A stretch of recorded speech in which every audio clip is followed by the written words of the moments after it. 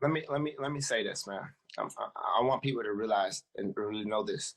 Um, when I was trying to figure out after Washington what I wanted to do, I never forget this. Uh, I had just swiped a card to get my, my tools to make music, my speakers. I got a Guitar Center card. I'm like, bet I'm about to just get this stuff, and I want to work on music. And one day, my dad had walked in my room, and he was like, "What's all this ruckus going on?" He's very old school, and I'm like, "Oh, I just needed this stuff for school."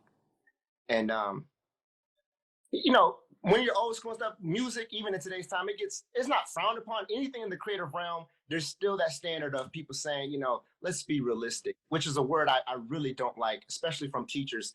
They still preach that, let's be realistic. But and I love my dad to death, but he just didn't understand. Some people, it's not hating, they just don't see your vision. So he was just like, music, like, for what? Go get a job, blah, blah. I was like, well, I'm about to go to Atlanta.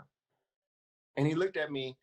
He's like, for what? I said, for school. He's like, son, how you gonna get to Atlanta? I said, I'm just gonna get there. I lied. I went to Atlanta with no money. I had $36. I had a card to swipe just enough to get on an airplane to get out there.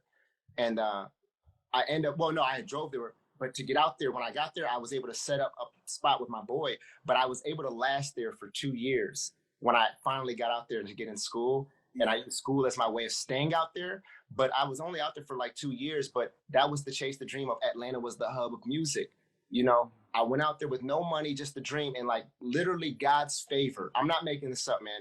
I could only stay at my man's house for 2 weeks before rent would raise for him, and I couldn't do that. On the last day, I was looking for places to sleep outside.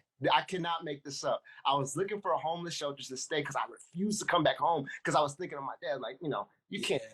I was like, no, I'm gonna do this. And I had put on this outfit because I had, some dress clothes, and I walked in. The first job that I walked into, they hired me on the spot. It was minimum wage. It was at a restaurant called Cut Steakhouse. And I got the job.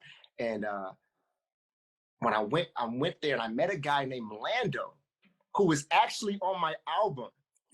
Oh yeah, yeah. From Detroit. And I was like, bro, man, I'm from Ipsy, like down the road. I'm out here trying to figure out places to stay. He said, bro, there's this connector next to his little one room. When you walk, it's like a hotel setup. It's like you walk in a room, that's your room. There's a bathroom, and on the other side of the bathroom door, there's another room. That spot was empty. I went to the lady, I said, what do I need? She let me move in 2 weeks prior to no rent down so I can get on my feet to get my first check. And that's how I was able to stay out there for 2 years.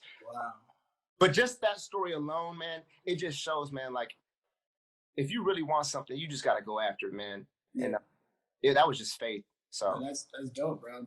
Always has a special spot because of that story. But I went the goal of Atlanta. This is the hub of music. I'm gonna go out there sound engineering, and then I'm gonna tap in with these artists and show that I got beats. Like, that's what it was. Yeah. No, damn, that's a beautiful story, man.